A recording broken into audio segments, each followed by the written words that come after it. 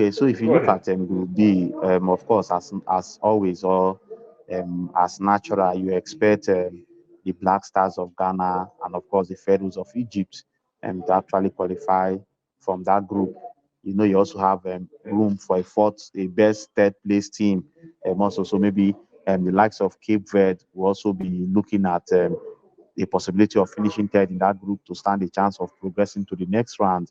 But and we both know that Egypt and Ghana are the favorites. And for Egypt, like we're saying, they happen to be the most successful team in the history of African football, African Cup of Nations.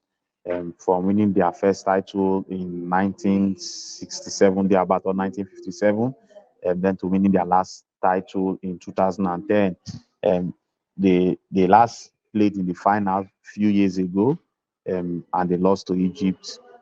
So they lost to Senegal in that final. Of course, I was rooting for Senegal in that final. I'm also sure you were also rooting for them because Senegal had, or they Yeah, we have all were a rooting for golden, them. I think yeah, they have a golden generation that we for a while. feel, yeah, it's about time they lay their hands on the most prestigious trophy in African football, which is the African Cup of Nations. So I think for the Egyptian national team, they are a very good team. They have nothing to prove to anybody. And they in their squad, I think they have just 5 or 7 players that are based abroad. With the star player Mohamed Salah that plays for Liverpool. Then of course Neni, who really gets game time for his club side Arsenal. Yeah. Yeah, so you want to believe the Pharaohs of Egypt going into this tournament. I think they are going to do well with the qualities of players they have at the local level in Al Ahly. They have about 8 to 9 players from Al Ahly was called up to that team. They also have players that plays for Yeah. Zamalek. Then they also have players that plays for Pyramid in Egypt and also Future FC in Egypt. And those are the major clubs that players were actually called to join the national team ahead of the AFCON Cup of Nations that will take place in Ivory Coast, I think next week. So the tournament is ready. Ivory Coast is ready. They say they are ready to host Africa. They are ready to host the world, and we are also expecting a good tournament. And just a news filtering into Nigeria today, we are made to understand that Super Sports they will not show the African Cup of Nations. You know they usually have rights to show this tournament, but this time around they will not be showing the AFCON Cup of Nations, and a lot of persons have been grumbling, a lot of persons have been lamenting and all that. In fact, I've been getting some questions from people. I hope AIT is going to show the AFCON Cup of Nations, because a lot of persons want to watch the AFCON Cup of Nations, or they used to watch it via Super Sports, but now they are telling us that they don't have the right, or they've not bought the right to show the AFCON Cup of Nations. So while the AFCON Cup of Nations is going on, um, a lot of people will now be watching both Premier League, FA Cup, and the rest on Super Sport DSTV. So it's a big blow that people will not be able to watch it the way they want to. Some people will be forced to stream it, and maybe some other channels that might show that it's not on DSTV, people can watch, maybe AIT, NTA, and what have you. So um, for the Egyptian national team, I think they should be able to get to the quarterfinals thereabouts. And then, of course, Ghana, um, coached by a former Spurs assistant. Talking about hold on, talking about the Egyptian national team. Where you have the likes of Salah. Remember that in the last tournament, they were in the same group with the Nigerian Super Eagles and they lost their first match.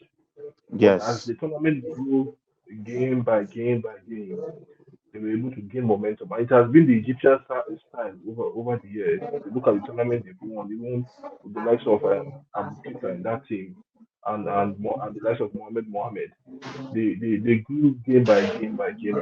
Have they afford to do that in this tournament? well, if you look at the group, I think the only difficult match that might come up in that group, um, it has to do with Ghana. Then, of course, Cape Yes. Verde on paper, you expect them to defeat the likes of Cape Verde on paper. Then you also expect them to defeat Mozambique on paper. So I don't think anybody is stopping them in that group as regards that group qualification. I think they will qualify. either themselves or Ghana will finish first in that group. So that is how I see it. From statistics, that is how it has always been. Even when they were in the same group with the Super Eagles, and they were able to finish second, um, also in that group, and they went all the way to the finals.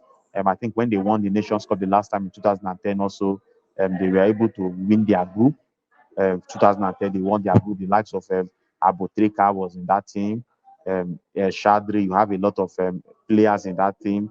Um, that we are able to that went ahead to win the AFCON Cup of Nations.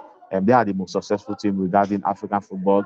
Also, when it has to do with club side football, that's the CAF Champions League, and you have Egyptian team dominating, not forgetting the Al Ahly, and that are the record holders of CAF Champions League. Al Ahly, they've been playing also in FIFA World Club almost on a regular basis by virtue of them winning the CAF Champions League. So um, I'm sure the players they have in that team, they have what it takes, all it takes. They are a well-drilled team, a well-coached team. Um, I think they also stand a chance to actually go far in this tournament, but I don't see them winning this tournament. I think a team from West Africa is going to win this African Cup of Nations. Oh, you think so? Yeah, I think a team from West Africa. On the first day we did, I said Nigeria. So of course, Super Eagles of Nigeria is in West Africa. You have Cote d'Ivoire; they're also in West Africa. You have Senegal; they're also in West Africa. They are the power. Those are the powerhouses of West African football.